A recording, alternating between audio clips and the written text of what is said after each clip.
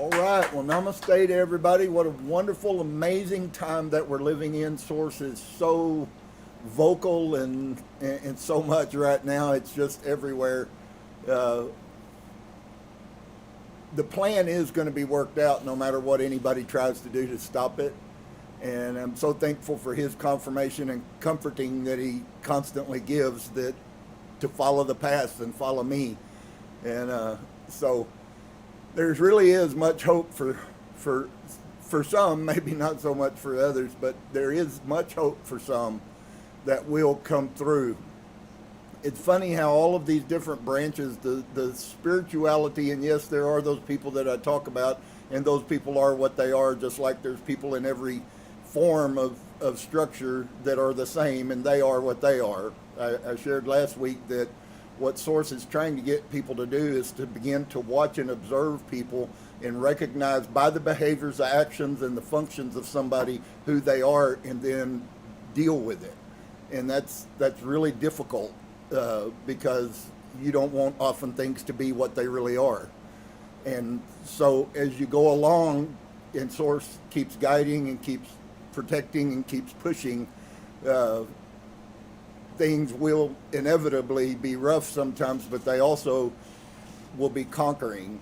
We're in a great time of releasing those things that no longer serve the purpose. And Source is very, very, very, very clear that that is something that is a must for what's coming next. And what's coming next is both amazing and, well, amazing, but maybe not in the exact same context. So a piece that I wanted to share with my Sumerian ongoing research that I'm doing here, it's very foreign to us to think that anything has meaning, purpose, or intention. And we were brainwashed and programmed to be that way, to think that things are happenstance. But it's been quite amazing over the last 4 or 5 months of studying that the Anunnaki were known as being the ones who write what fate is. And I begin to ponder that because I keep watching cycles in my life where things go on, and it was as if there's nothing that I could do to stop it, change it, alleviate it, or any other factor. And so when you function in that concept, then, and you begin to understand that it is a very strong probability that fate is preordained, the path to that fate and the indetermination of that fate is what is variable.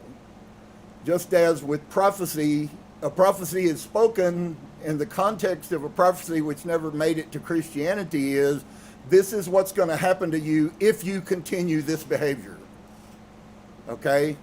I had a message that came through last night, and I saw a man bent over with his back, and there was a white mantle that came off, and it fell, and when it hit, it shattered everywhere.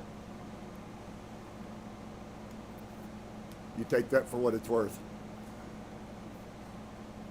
It is not a game that we're playing in right now, folks.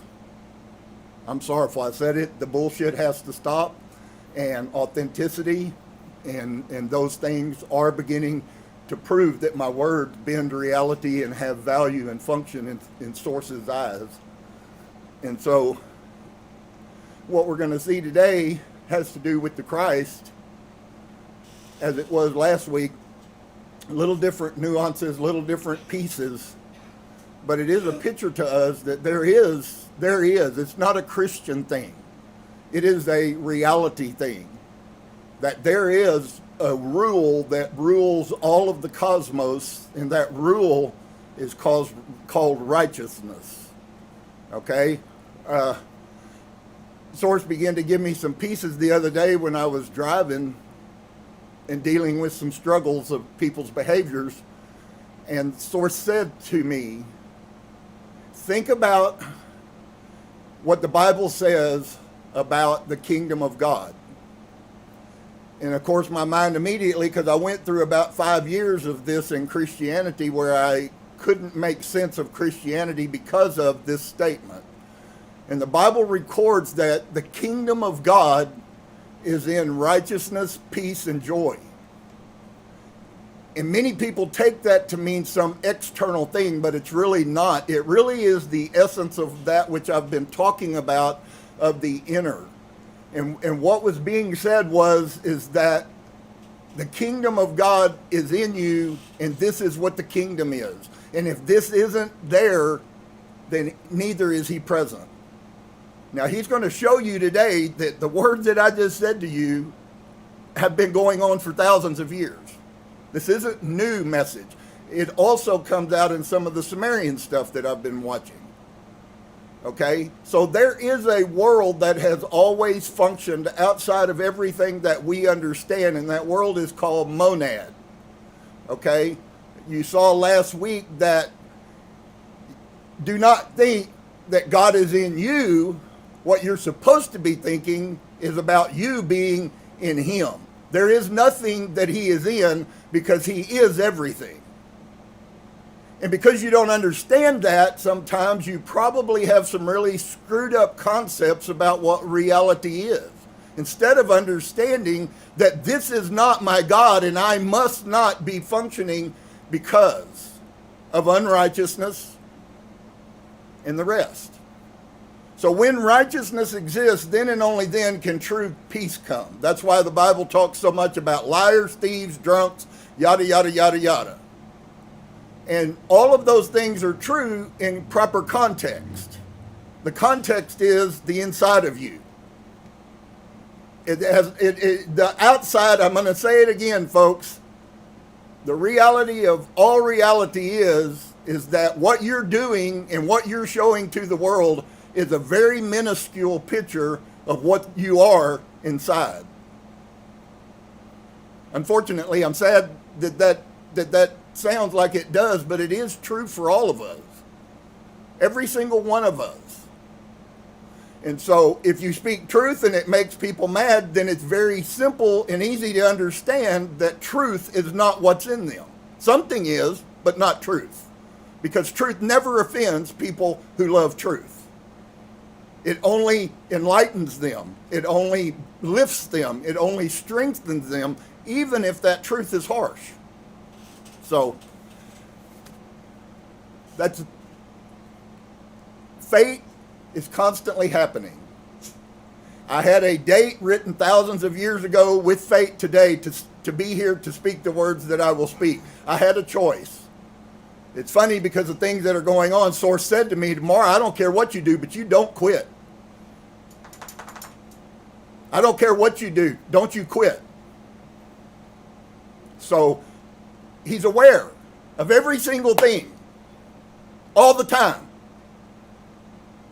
And yet we don't know who he is, so we keep walking around in our minds making some game up about who this thing called God is. It's not going to bear very well, but it is the truth.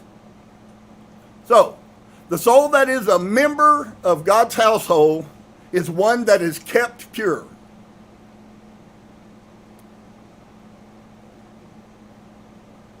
And the soul that has put on Christ is the one that is pure. Why did he come and piss all the people off? Because of the concept in the temple. I know many of you have heard that story your whole life, and it's because of, it didn't have anything to do with anything. The temple that's being talked of is yourself. And because of how they were behaving is why. It really didn't have anything to do with anything but them. Because don't you know, Paul gives us the insight to that when he says, don't you know that your body is the temple of the living God? 100% corroboration what Yeshua taught. And so, a mindful person would immediately recognize that I probably need to find out what this concept is of putting on him. It says in the book of Revelation, I believe chapter 13, that as Christ is, so are we to be. So it's not something that gets inside of you. It's a decision from your heart that you are going to walk in purity and righteousness. Doesn't mean you won't fail. Doesn't mean you won't have glitches. The difference is someone who happenstantly thinks. Back again, it's funny because last week the Source gave me a song lyric, and then he finished that after the service with, there are many here amongst us who think that life is but a joke. He doesn't do these things for no reason. They're all intentional. And so the soul that has put on Christ is one that is pure. And so if you tell yourself, if you wear a cross, if you do all of these things, that have zero to do with you being in alignment. And it is impossible for it to sin. So it is impossible for you to not only do wrong things to yourself, it is impossible for you to do wrong things to others. That doesn't mean you don't make mistakes, but even when you make those mistakes, you rectify those very quickly. And so it is impossible for it to sin. Where Christ is, sin is dead. That's why the church used to be filled with a bunch of people who would come and say, oh, well, I'm not going to do that no more. And 2 weeks later, you see them standing at the bar drinking again, or you see them over there doing whatever they were doing. Because it never was real to them. They just talk words over and over. New Year's resolutions with no intentions of ever doing it. So they actually are filling themselves full of death. And so he says, let Christ enter your world. Let Christ alone enter your world, and let him bring to nothing all powers that have come upon you.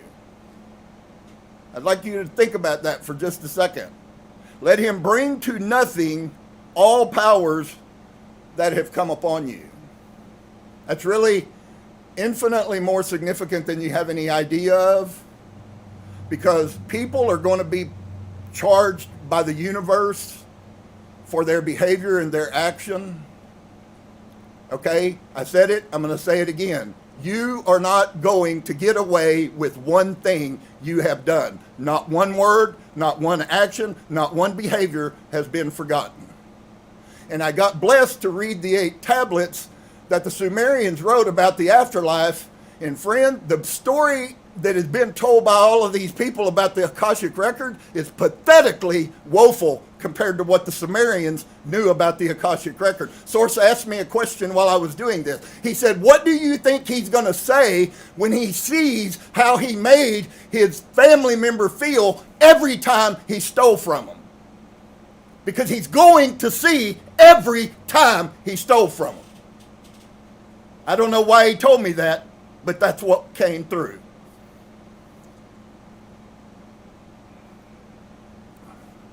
I think we ought to begin to take things a little bit more serious, folks, no matter what happens. And so, let him enter the temple that is within you. So, he validates that these powers come upon you, but there is a power that can come in you. There are 12 known, 5,000 years known. You don't know it. Nobody else or most people don't know it. But there are 12 spirits that were known to enter people. They called them pest, basically. Okay? And they account for 90% of the behavior that people exhibit. Some of them are so powerful, according to what the Sumerians say, that the mass majority of people will never overcome these pests that are existing in their heads and in their hearts. They'll never overcome them. They will die with them. And dying with them is a direct fact that you're coming back in. Remember, we have learned a new piece now about the whole reincarnation thing, that every time, while we do come in many times, every time you come in, you get a little weaker than you were the life before. Okay? So all of these things, just so you know, there was 8 books that were written. Those 8 books ended up in 8 different countries, 8 different museums. And when they found out that all 8 of those books went together to make a book of the afterlife, they put them together, and what they tell us is absolutely mind-boggling. But what's even more important is now there has been a class of scientists who deal totally in near-death experiences, who have taken the Sumerian tablets and they have taken their thousands of near-death experience interviews, And across the board, 100% of the time, they say that what the Sumerians said is more correct than what they even know. There were many things that these people who have studied 10,000 near-death experience cases, and there were pieces that they learned that they had never been able to put together from the interviews. Okay, people don't understand, why is the Sumerian important and why am I so hung up on it? Because it's the truth. It's the only truth that you have. Everything after the Sumerian documents is a wash down all the way till the present day, where you have no clue what cuneiform even is, or that there was a truth that was given by the gods to the Sumerians. It's okay. I don't really care if you don't believe it. I'm watching it manifest itself. So, let him dwell in let him enter the temple that is within you, that he might throw out all of the merchants. So just so you know, the thing about the beating in the temple, as I said, it doesn't have anything to do with that temple in Israel. Nothing. First off, it never happened, I'm pretty sure, because by that time, the true tribes of Israel is now starting to be accounted, already existed in the Americas as the Indians. It's funny that a piece source just brought to me today. It's constant, man, constant. So, blessed are you, let him dwell in your inner temple, and you become for him a priest and a Levite, entering into purity. Once again, no recollection of the reality. The metaphor is being used to teach you a principle. Whether there were Levites is irrelevant. If what they were taught and what they believed wasn't true, then it was a lie, no matter what clothes they wear or anything else they did.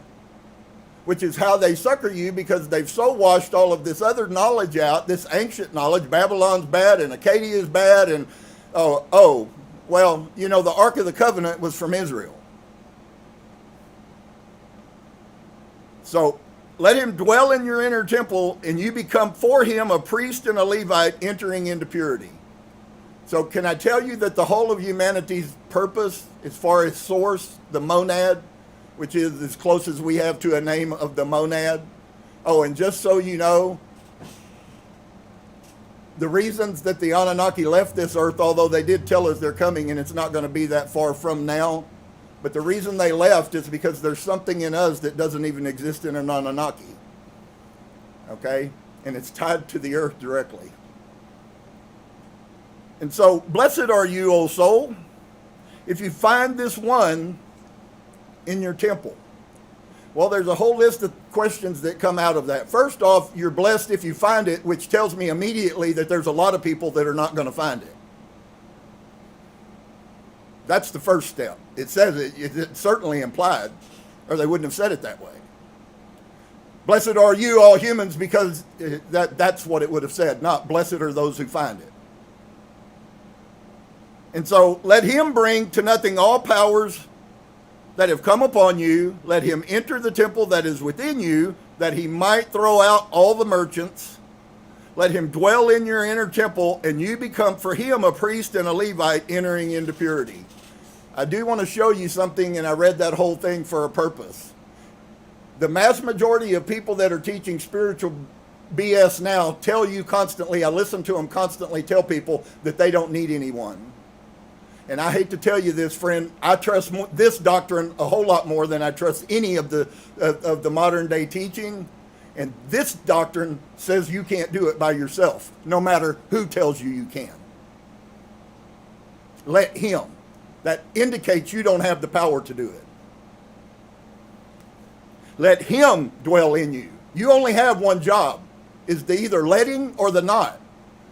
I watch people constantly who are in resistance to the things that God speaks. He speaks something to me and I watch their behavior, and it's the difference. It's easy now to recognize somebody in constant resistance because they always go the opposite direction of right. That means I am in fighting against God. And so, blessed are you, O soul, if you find this one in your temple. Blessed are you still more if you perform his service. And of course, the new modern New Age movement isn't much different than the Christian New Age movement, which said that there is nothing that you have to do. I'm sorrowful, that's a bunch of BS. But whoever defiles God's temple, God will destroy. Now I want you to see something. These are ancient Gnostics before Christianity ever was begun. Once again, just like with the Sumerian tablets that even take that to a much further as to the beginning, this would be considered the Sumerian of the Christianity section. Okay? This is what predated the lie that you were given as Christianity. This is where Christianity was corrupted out of. And this is what they said, the ones who were there when Yeshua was. Remember, there was no Pope when Yeshua lived. Blessed are you, O soul, if you find this one in your temple. So it's not a guaranteed, it's not a designation. Is the spark in everyone? Yes. Most people will never experience the spark, even though it exists, because that costs you something to do that. Blessed are you still more if you perform his service. So it's good if you realize what the standard, the calling, is that you begin to do it, that you become it. That's why he said, make the inside the outside. Same metaphor.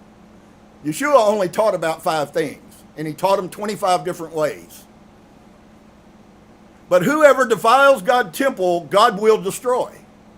When I have him telling me about things that are going to happen and things that people are going to do, and then they manifest, he's not telling me because he's happy. He's telling me because he wants to protect me. It has nothing to do with them. It has to do with me. For you are a revealer for what you are, oh man. I will take what Sister Amazing, Wonderful, Spiritual Dolores Cannon said. At the end of her life, she said, you guys have been taught your whole life, and I listened to some modern people use this vernacular. It was so funny because if you know things, then you know things. And she said, you've been programmed and told your whole life that you're an antenna. She said, that's a lie. That was a lie to make you think that you were standing around waiting to receive something. She said, the truth of the matter is, this is right before she died. She said, the truth of the matter is every one of you are an antenna, and I would like you to think about what it is that you're projecting outward. So you're projecting and you think you're godly and you're everything. It's not important what you think. It's important what he thinks. And he obviously is active with us constantly, watching you. But whoever defiles God's temple, God will destroy. Oh, brother, don't tell me that. It's really simple. Don't do that. For you are a revealer of what you are, oh man. Oh, I think I just said that earlier, didn't I?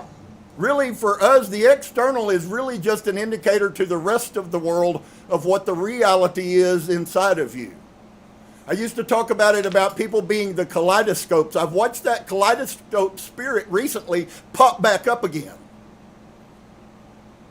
Same exact manifestation.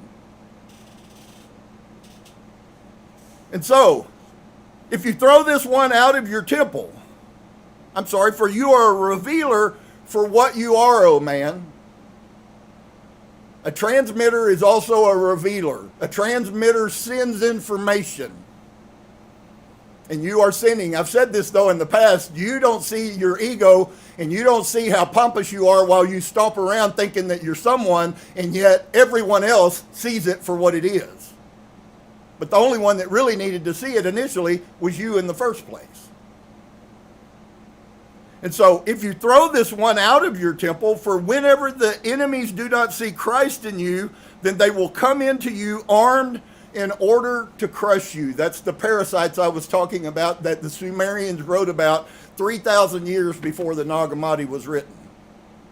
He is speaking here of the same parasites that the Sumerians. You cannot believe how correct the Sumerians have been about everything. How did they know this? It came from beings that came to this earth. They are always right. They have not found any manageable discrepancies with what is true and right in any of the writings of the Sumerians up till this point, although they still probably have 700,000 more that haven't been interpreted. But it is operating very quickly right now because of the cycle and the coming. We're starting a new journey, 12 years of either pain and suffering or 12 years of abundance and bliss. That's really the decision that's being made in this minute. For the others, we are fixing in July, we start another cycle, which is going to, just like the other day. Just for those of you that remember the other day, I told you stuff is coming on the earth, and within 24 hours, there were 4 earthquakes at one time. You think that's, I knew what the timing was. And so we keep playing these games thinking that it's all going to go along like it always did. And folks, I'm here to tell you today, it's off. It ain't going to go along like it always did. And so, for you are a revealer for what you are, old man. That's not me being mean to somebody. All the words I've been saying to you guys have been true ever since I first started saying them.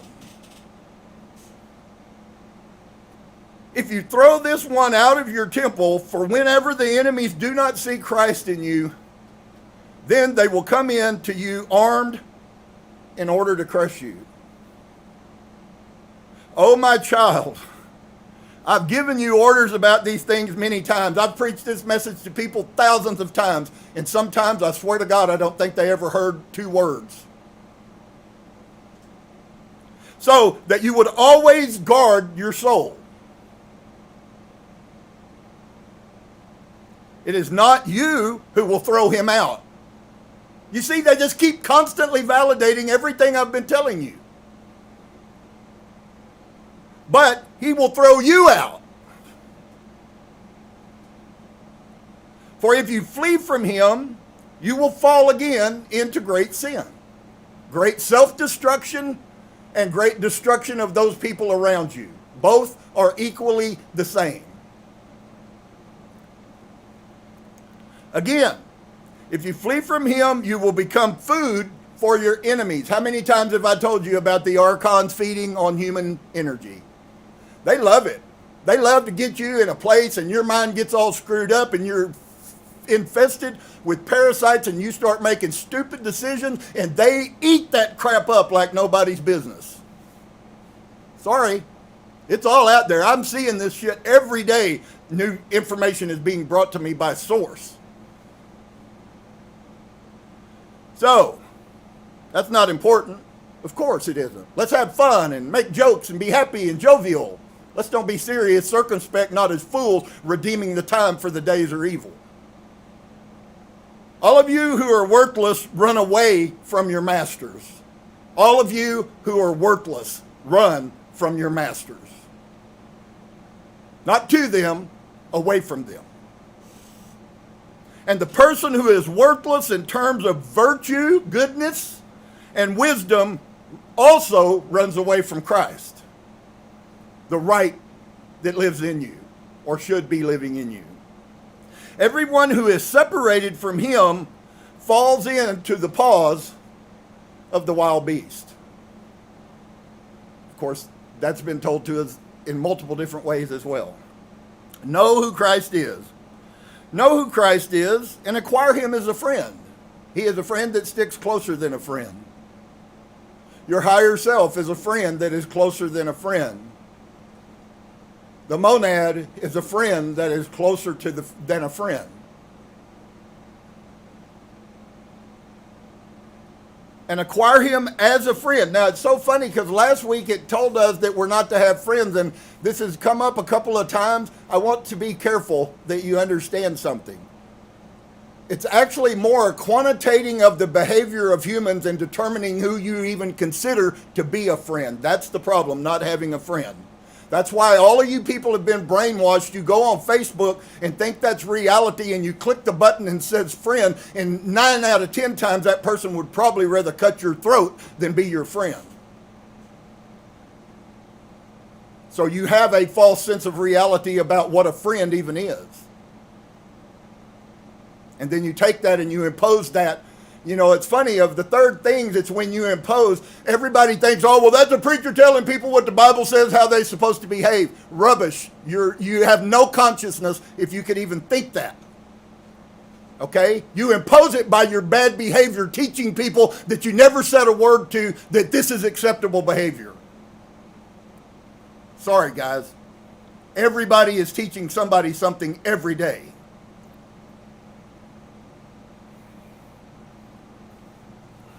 So, know who Christ is and acquire him as a friend, for he is the true friend. If you want an example of how to judge a friend, judge him according to what source said, according to how Yahusha lived. Yahusha was very hard, folks. He would stand right here in front of you and tell you if you're a sinner, you're going to suffer for it, and it's your fault.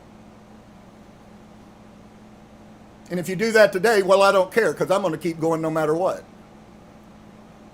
He is also God and teacher. He, being divine, became human for your sake, so that you could see that you also are him.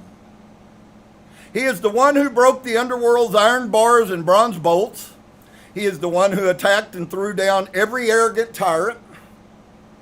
The one who loosened the bonds with which he was being held, and brought up the poor from the abyss and the mourners from the underworld.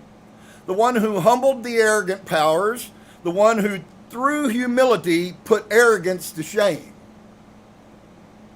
The one who through weakness threw down the strong and the boaster. The one who through his shame scorned what is thought to be honorable. So it's really crazy, because he's actually the antithesis of everything you were taught that he is. The humility, that humility for God's sake, might be highly exalted. The one who put on humanity and is God, the Logos, the divine word. The one who always bears patiently with humanity. But it doesn't mean there's no payment that's coming due. Patiently simply says, I'm waiting for you to get through with your stupidity so I can extract the punishment against you. The one who always bears patiently with humanity and wish to instill humility in the exalted one. The one who has exalted humanity became like humanity. Not that he might bring God down to humanity, but that humanity might become like God. Oh, this great goodness of God. So when he tells us, Yahusha is not playing a game when he says that you must become like God. Your inside must be pure, and that must be what your behavior is on the outside.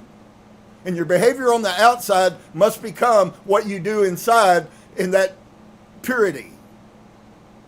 It's all the same, and it's never going to go away, and you can fight it and resist it all you want to, and all you're going to do is keep suffering. Because I tell you right now, there are protections that are put over people, and those protections, as you saw in the fracturing of the glass, the protection is no longer present. Furthermore, he manifested a great zeal for piety. People who weren't scared to stand up and speak the truth because people wouldn't like them. And there's not many of us, but there are some. Where is a wise person or one powerful intelligence? Or a person whose wanderings are many because he knows wisdom? Let him speak wisdom.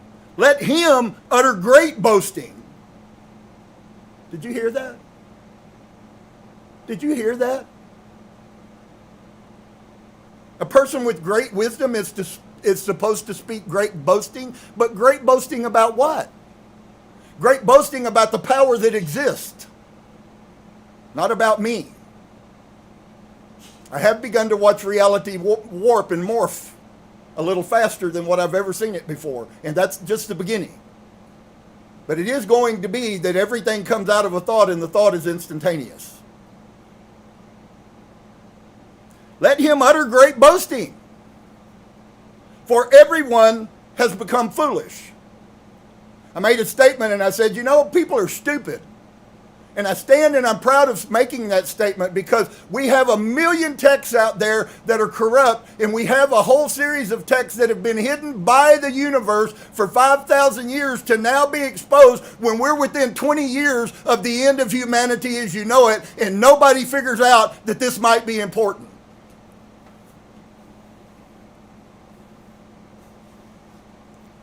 Pretty crazy. Actually, one of the greatest messages that has ever existed. I haven't found one story out of the Bible that wasn't a pre-Akkadian Sumerian teaching that was corrupted and turned into Christianity, turned into Judaism.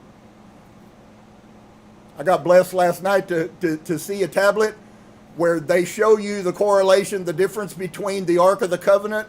There was actually an ark in Sumeria 1,000 years before there was a Moses. There was an ark that possessed the exact same power. In fact, if you put those two documents together, they are identical, one being 1,000 years older than the one that supposedly happened in Israel. It's a rewrite of an ancient story.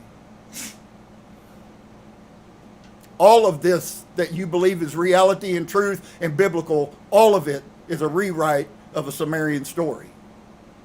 It's just a matter of studying enough to find the story, and you go, it's easy. Then you go, wow, look, man, this is the same thing as that story. The flood has been the greatest one because not only did the Sumerians write about the floods, the Aztecs wrote about the flood, the Akkadians wrote about the flood, the Syrians wrote about the floods. It just goes on and on and on, as I showed you, because I think I read a bunch of that.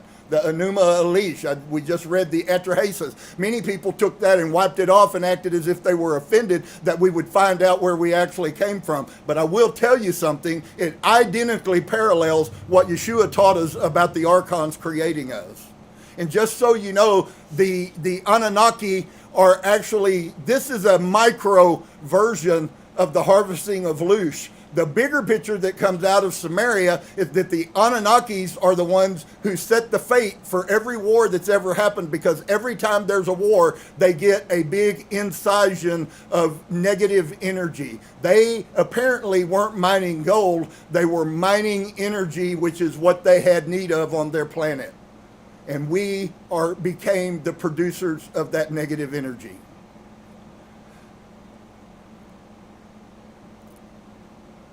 Wow. So let this person speak wisdom, if you have it.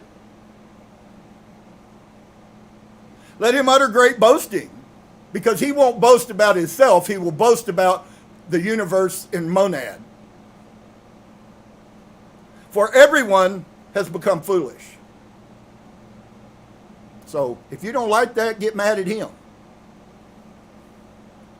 He spoke of his own knowledge when he said, he confounded the counsels of guileful people, and he caught those wise in their own understanding.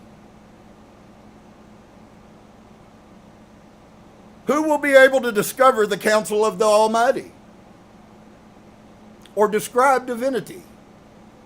Or express it correctly? If we have not been able to understand the counsel of our companions, that is to say, if you haven't sat here and listened and you get the essence of what, according to the document, the question then gets asked, if you haven't discovered the counsel of the Almighty or describe divinity or express it correctly, which is what I'm doing when I clarify that that's not the truth. They are saying the words, and spirituality is very much a part of all of this. But there is true spirituality, and it doesn't look like people who just float around in the air in some ethereal mindset looking for colors and crap. It ain't got nothing to do. Your frequency is about who you are inside in purity. That's why it's going to destroy so many people. And if we have not been able to understand the counsel of our companions, who will be able to comprehend divinity or the heavenly divinities if we scarcely find things on earth? Who will search out for the heavenly things? And the answer is not many. Everything has been made new. Behold, all things pass away and all things become new. We're in a stage where that's fixing to happen again, folks. And so some spiritual channelers are pulling from the other side. Even if it is from the archons, they are pulling from the other side that there is something happen. But I will tell you, Dolores Cannon talked a lot about the two worlds, but Dolores, unless she read the Sumerian, she was getting what she got, but even it was a little bit imperfect, because it is well known amongst the Sumerian writings that the Sumerians taught 5,000 years ago there are two worlds. There is this world, which is a really bad place to be, and there is another world, and only a few select people will be allowed across the bridge, and that comes from purity.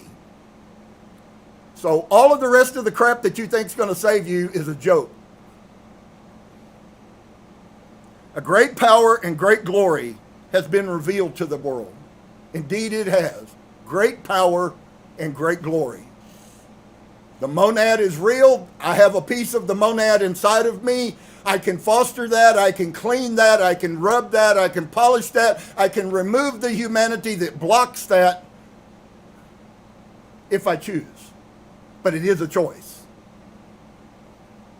And has been revealed to the world, and the life of heaven wishes to make everything new.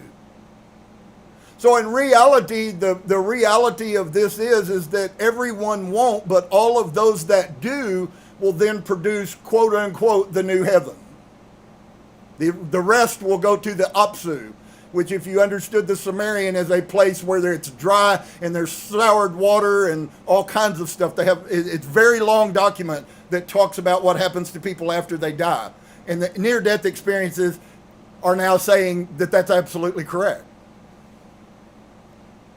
So, and the life of heaven wishes to make everything new.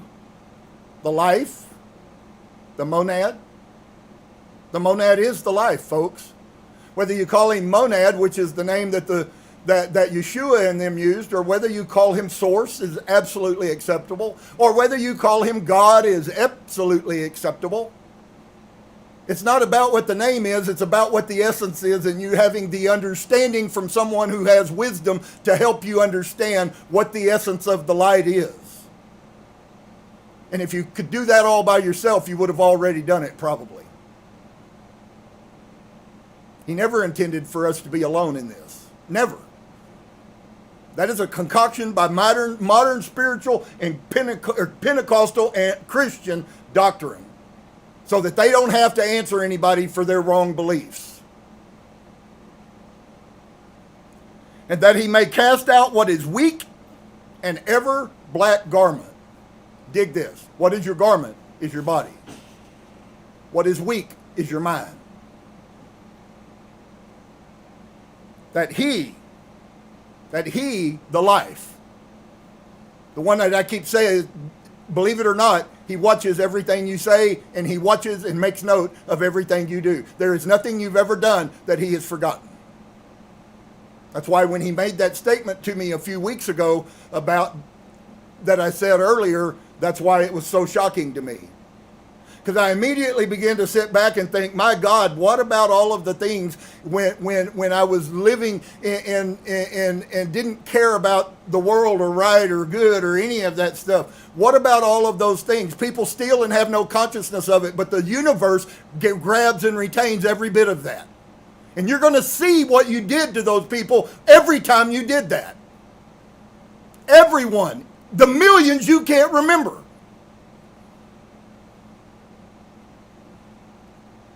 No one gets away. That he may cast out what is weak and every black garment, and every one shine with great brilliance in heavenly garments. In other words, it sounds like to me he wants the people that he allows through the monad to be light, pure light, total light, complete light.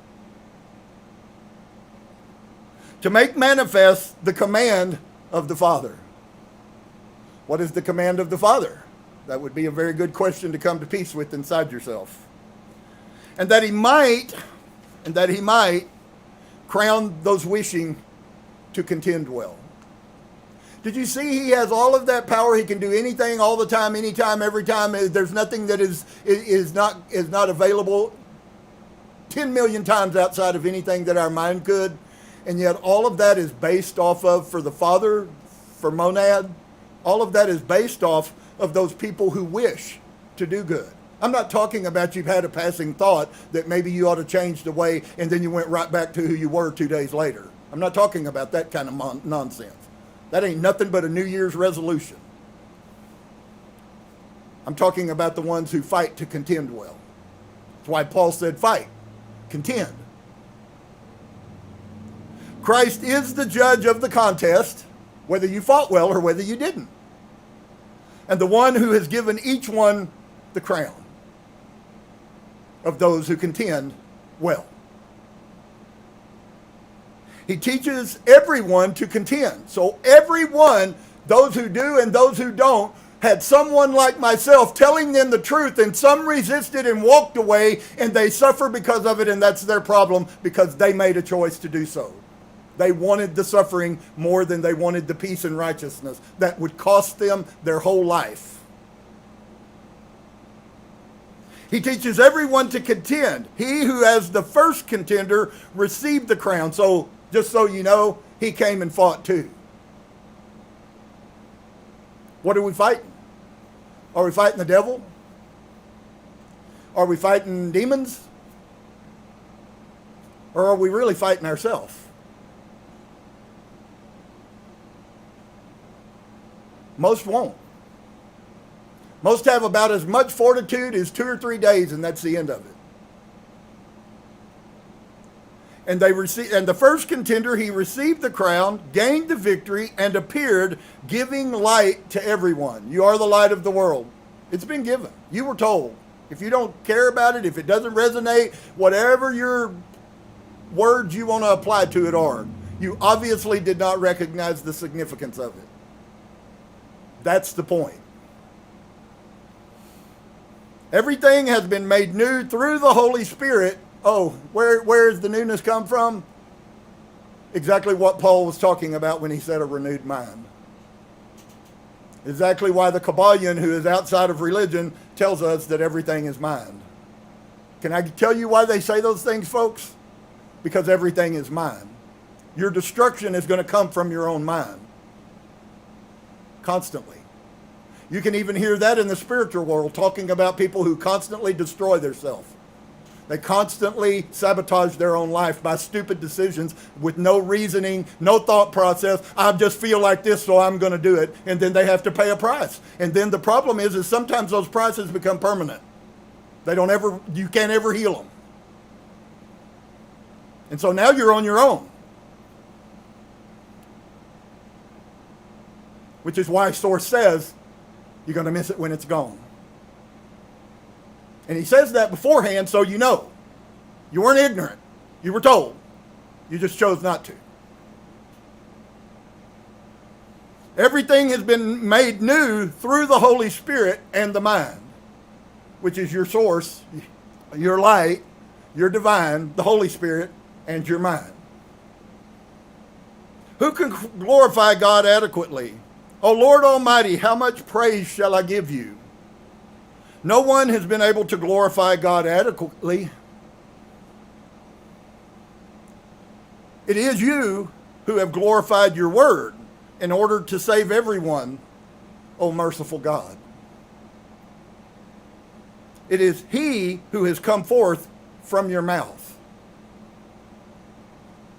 The firstborn, wisdom, the prototype, the first light. So a hymn to Christ, for he is light from the power of God. And can I say to you today, whether you ever invest yourself enough or it becomes real enough for you to do the same, the potential for that is here for everyone except for those people who are already soulless. And I've now learned that there are actually a lot more people on this earth who are not divine than what you might think. That has been taught for thousands of years, and thousands and millions and billions of people have known that there are soulless beings that exist on this earth from many different places. They're written about. They talk about them. The Sumerians knew how to test a human to find out if the person was even a spirit being or whether they should disconnect themselves completely at the beginning. I'm talking when you meet someone. And so as that comes out, it's going to become more apparent. And the more that you see, the more you can't unsee. And the more that you see, the more other people can't hide from you. And so, no one has been able to glorify God adequately. It is you who have glorified your word in order to save everyone, O merciful God. It is he who has come forth from your mouth, the firstborn, wisdom, the prototype, the first light. For he is light from the power of God, and he is pure emanation of the glory of the Almighty. So here we go, folks. If we are to be as Christ is, and this hymn is a version of what Christ is, you know, we could use a little bit of reason and common sense, and we could actually look at this hymn, and we could actually glean some really nice parts about what we're supposed to be. Let's see what we're supposed to be. For he is light from the power of God, which would mean if you are to be like he is, then you are to be light from the power of God. And he is pure emanation of the glory of the Almighty. Pure emanation of the glory. See, God doesn't lie. He doesn't play his games. He tells people the hard news when it's hard news that needs to be told. There is no deviation with him. He is the spotless mirror of the activity of God. So are you really telling me that you're living your life and you are the mirror that everyone sees God everywhere you go by your behavior, your words, your actions, the way you function? All of those things are the picture of who God is. You're telling the world this is God, right? For he is also the light of light forever. Eternal light. He is the eye that looks at the invisible Father. Source gave me a word before I came in here. He said, great peace have they whose minds are stayed on me. He is the eye that looks at the invisible Father. He is always serving and creating by the Father's will. Creation is everything. We are creators, and we are supposed to constantly be creating. And in reality, we are. The only question that really remains is, what is it that you're creating? It's like what Dolores says about transmitting. You are transmitting, but the question isn't, are you? You are. The question is what are you transmitting? Are you transmitting truth? Are you giving people wisdom? Maybe your reality, because you're corrupt in your mind, thinks that everybody's supposed to pat you on the head and on the butt and make you feel good, and that's spirituality. And if that's what you believe it is, then you won't accept anything but that. I haven't found Source to be that way. He's very direct with me. He doesn't have a problem telling me about somebody's bad behavior. He doesn't have a problem telling me what's coming for them. He doesn't have a problem telling me what's coming for me if I have that bad behavior. And if you know a different God, then you just need to keep serving him. For he is an incomprehensible word. He is the eye that looks at the invisible Father.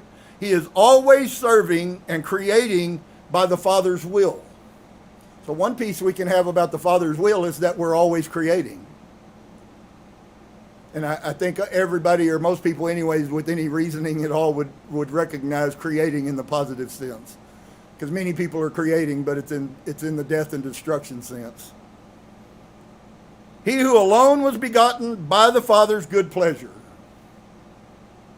For he is an incomprehensible word, and he is wisdom, and he is life. So, dear ones, all of these things that he is, it's like speaking to you. Or is it? All living things and powers have vivified and nourishes, just as the soul gives life to all of the members of the body. He rules over all with power and gives life to them. For he is the beginning and the end of everyone. He watches over all, and he encompasses them. Christ takes pain on behalf of everyone. He takes pain on behalf of everyone, and he rejoices, and he also mourns. He mourns for those who have gotten the place of punishment as their lot. Okay? When you have power and insight and truth and wisdom that's functioning in you, and you watch people's bad behaviors, it doesn't make you happy to know that something bad is coming for them. In fact, it usually saddens you if you have any kind of a heart at all. But it doesn't change the reality. On the other hand, he takes pains on behalf of everyone whom he arduously brings to instruction. You notice he didn't say that he brought everyone arduously to instruction. He said to everyone that he brought. That's a different statement. And he rejoices over everyone who lives in purity. You notice he didn't say he rejoices over everyone. He rejoices over everyone who lives in purity. I watched those corruptions going in Christian church so much, and I used to want to stop people and stand up and tell preachers, that ain't what that said. If you'd have heard that in Christian church tomorrow, they'd tell you how God loves everybody. Jesus is happy with everybody. And that's clearly not what the text says. So take care that you do not fall into the hands of the robbers. Goes back to the reference that Paul made about the demons. Goes back to the statement in the Bible that Yahusha says that a strong man will stop the robber from coming in, but a weak man won't. Do not give sleep to your eyes or slumber to your eyelids, that you may be saved like a gazelle from snares and like a bird from a trap. In other words, a quick snap. You will be protected from the hidden tricks that get put in front of you to destroy you. Doesn't mean they won't come. Doesn't mean they won't even cause you hurt or pain. Hurt and pain is just as much important as it's not. If the destiny for today is all the things that will happen today, and all of them are opportunities for me to decide who I'm going to be, I was standing right back here with my bass on when God said to me, I know you don't like it, but who do you want to be? Forget those people. What do you want to be? And I said, I want to be light. And he said, then be light.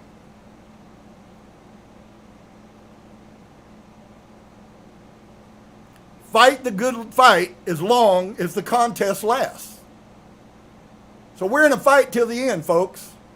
If you're waiting for some place in life where you're going to get where you can just lay around and do nothing, spiritually, it ain't ever going to happen. Not and be okay with him. Because those parasites are constantly looking for people like you. They roam around, creeping, going to and fro, seeking whom they may devour. Do not give sleep to your eyes or slumber to your eyelids, that you may be saved like a gazelle from the snares and like a bird from a trap. Fight the good fight as long as the contest lasts. Now, it's real funny to me how all of these pious people that were writing that walked with Yahusha are constantly talking about a fight, and yet if you dare to say a word to a fight to a spiritualist or a New Age Christian, you somehow have low frequency. There really is a lot of corruption in all of that stuff, folks. They're telling you exactly the opposite. Why? It's a message from the archons that's being puked in your head to make you exactly what they tell you you should be, which is weak. Because if you're not weak, they can't do anything to you. And so you keep buying it because you don't want to do nothing. You just want an easy salvation. And there's never existed one. Ever. Fight the great fight. The great fight. I don't want to diminish that. The great fight is infinitely more than the good fight. Fight the good fight. We've heard that. He says fight the great fight. As long as the contest lasts, while all powers are staring at you, not only the holy ones, just so you know that I'm not walking out of the place when I say words. Not only the holy ones, folks. The others are watching you. Many of them are rolling on their back right now, laughing at the confusion and the chaos they've created in people's minds and what destruction is going to come out of that. And it's not going to be from the person of light. Okay? The person of light is not going to be the one that does the destruction because they don't do destruction. It's going to be all of the rest of the universe swirling for the behavior that's coming on you. That's how it works.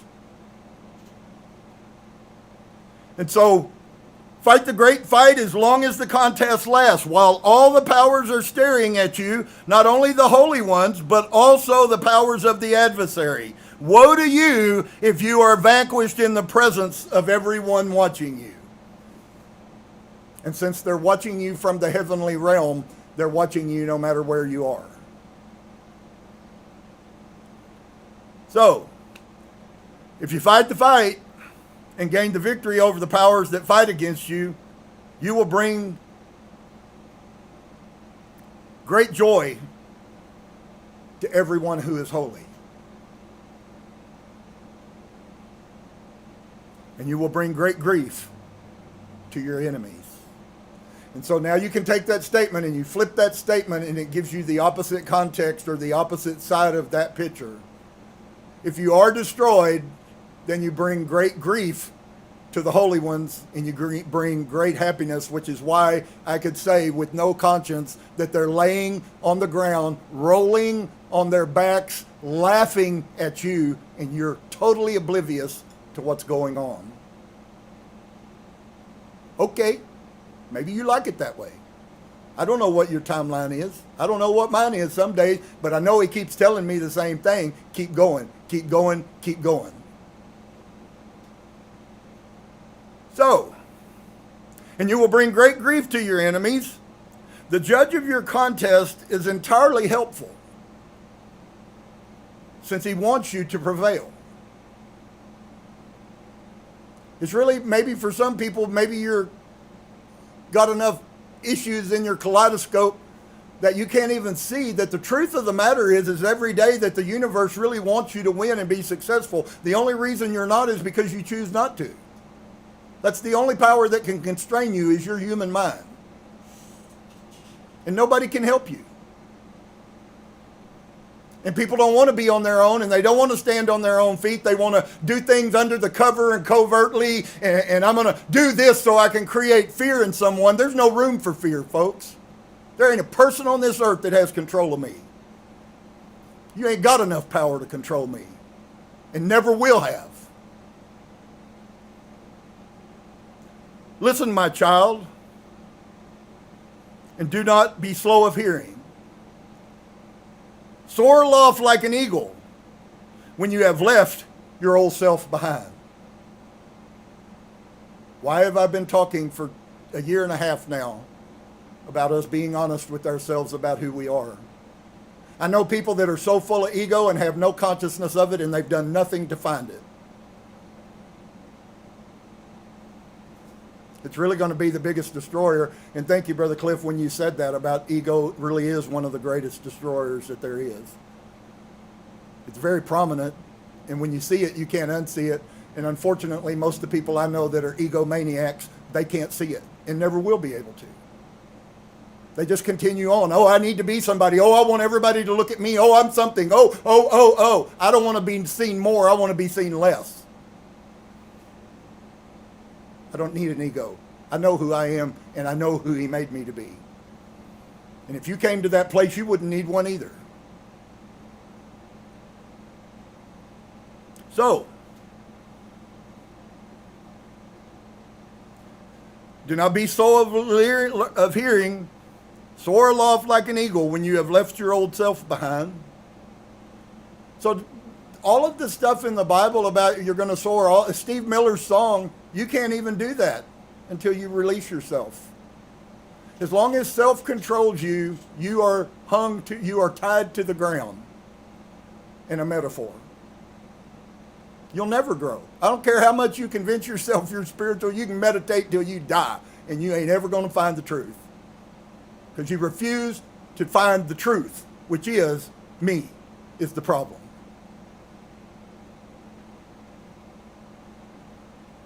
Fear God in all of your acts and glorify him through good work. So how do we glorify God? We glorify God every day with truth and honesty and hard work and patience and long suffering and giving and helping and being of servant. And most people spend their life walking by the trash can and wouldn't reach down and pick it up and throw it in the trash without somebody making them of their own will. It might seem minuscule, but it's huge in the spiritual realm.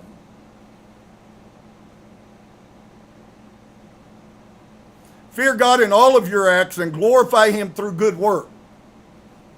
What's so funny is the only place you see the work without no works thing comes out in the modern day Christian. That never existed prior to Christianity. Everyone knew that our actions are proof of who we are. Everyone knew that. It wasn't foreign to them. If they saw somebody behaving wrongly, that's why they had no problems in correcting them by killing them or hanging them on crosses or stoning them to death. Your actions have proven to this community of people who are trying to live in peace what you are inside, and we refuse to allow you to be in our presence. It's happening again, folks. The greatest chasm that's ever existed is happening, and it is the separation of humanity from high consciousness and low consciousness. The problem is everybody's being told a wrong information about what high consciousness is. Right is high consciousness. Source is right. He doesn't ever do wrong. And if you're right and you don't do wrong, you are of high consciousness. That's also authenticity. And in that, you will also have gratitude. And in that, you will also have humility. Because those are outworkings of consciousness. It's really pretty simple. This whole plan is so simple.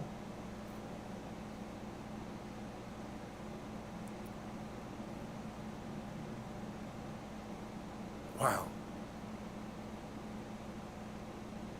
You know that every person who is not pleasing to God is the child of perdition.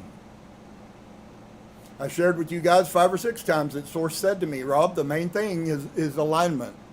The main thing is getting in alignment with me. Well, I'm showing you here today what in alignment with him means. And anything outside of alignment with him is incoherence, not coherence. Coherence is you and God moving like this. The sine wave of the oscilloscope is sync. It's one sine wave. You and Source. Discoherence is 2 sine waves. That means you're following yourself. And that's also how ego functions. So, if we want to do well, we do well. If we don't want to do well, we don't do well. That's how it works. You don't want to do it, you won't do it. If you want to do it, you'll do it. No matter how much it costs. No matter how much pain you have to go through. And there's a lot of pain associated. Because there's a lot of people that don't want to do it. And so, if we want to soar like an eagle, fear God in all of your acts and glorify him through good work. It's really such a simple little statement, but that is just so full of power if you unpacked it and unpacked it and unpacked it and unpacked it and unpacked it and unpacked it and you got down to the minute, it would fill the world with truth. You know that every person who is not pleasing to God is saved and is going to go to heaven and everything's wonderful because there's no devil and no hell. Right? No, what it is it's a sign that you're a child.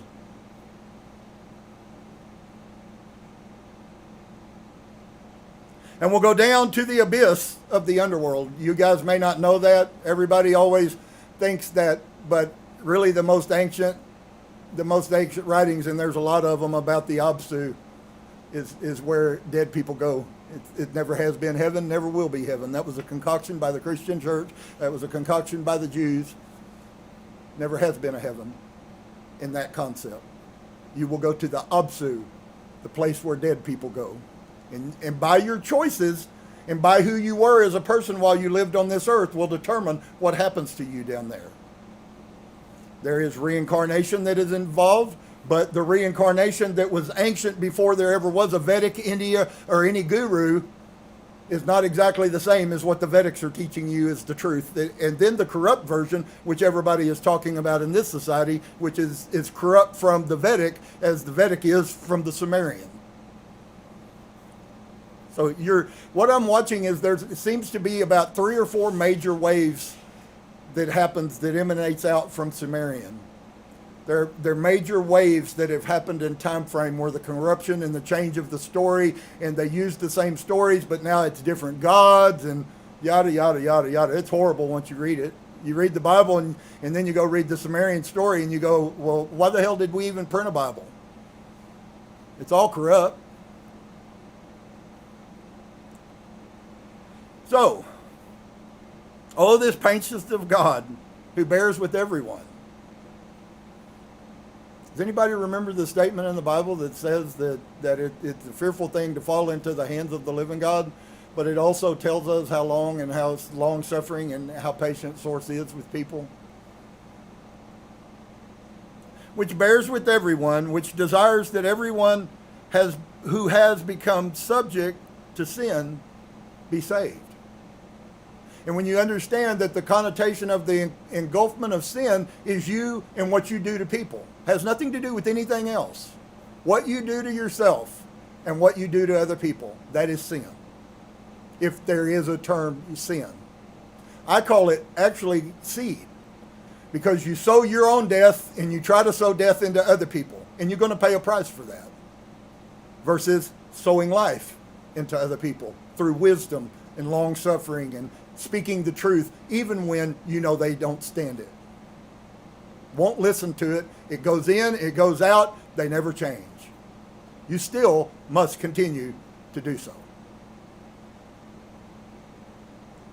So, to be sure, it is he who touches the earth, causing it to quake. We saw that just the other day. I thought that was quite amazing. I tried to tell you guys gently, because I believe that we really don't understand how critical and how close, and we don't understand the reality of what's really happening.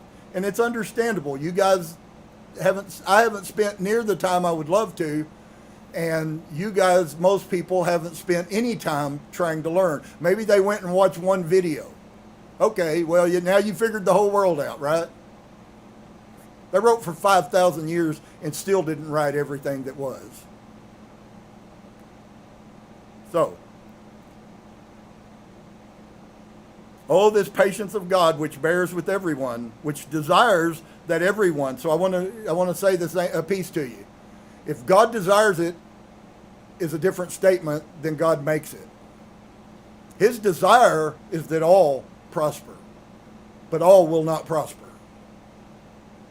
His desire that all come to understanding and revelation of light, but all will not come to that place. Which desires that everyone who has become subject to sin be saved. That's why Yahusha taught about yourself. When you sin by the things that you do, your actions, your behaviors, which are a sign of who you are inside, and you do it to yourself. If you steal from someone, if you had any brains or morals at all, you would understand that you're actually destroying yourself.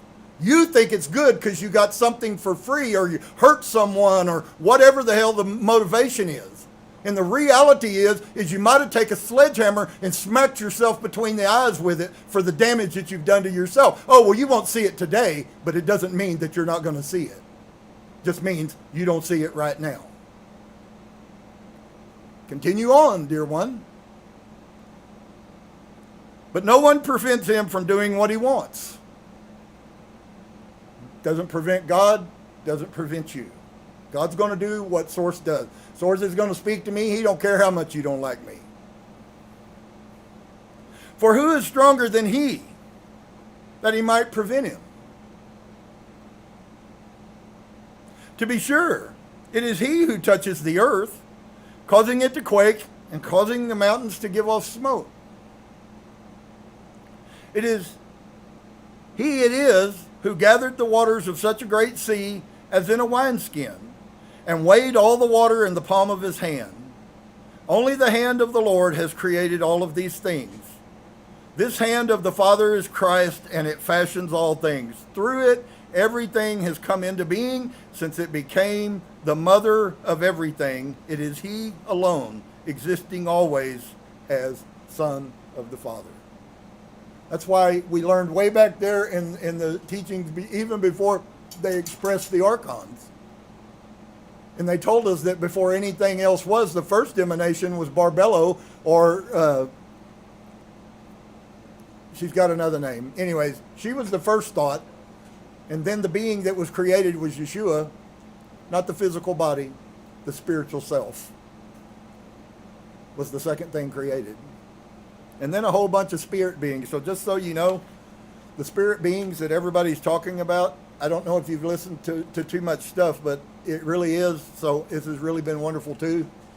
Because everybody's talking about the imminence of the disclosure. Disclosure has become some really phenomenal word to people. And what's so funny is I've read at least 3 different tablets that the Anunnaki wrote that told us about the time. Did you know that there is actually a door that's going to open, and it's not very far from now, according to all of the different situations that are necessary, and that the Nephilim are going to come back again? Who were the Nephilim? They were the children of the Watchers that bred with women. That was a real deal. It's in the Sumerian story. It's not Christian. It's not biblical. It was a long time before them. In fact, the Anunnakis functioned together at the same time as the Watchers. Enoch was a rewrite after the Sumerians. It's crazy, man. It just constantly keeps proving itself. That's why when the Spirit said to me, this is the truth, I don't have any struggles. I keep trying to prove it wrong, and it keeps proving itself right. And as long as I continue to do that, I'll continue to grow. I'll continue to see. I'll continue to learn. Because here's the real deal. If the earth flips on its axis in this 36,000-year loop that's fixing to happens and affects people spiritually, it's not going to make a bit of difference to me. Anybody who doesn't believe or like me, I could care less. It ain't going to mean anything. On the other side, I would love it if people did. But those people are going to be people who are hungry for the same thing I am. And if that's not the case, we won't be compatible. Inevitably, it will cause separation. So peace to each and every one of you guys. I know it's been a whirlwind, but there is so much happening right now. But just so that you know, emphatically, the four earthquakes happened in the middle of a cosmic positioning of planets. That also there is coming again on the 30th is going to be a major time of stepping out of the old presence and into the new presence.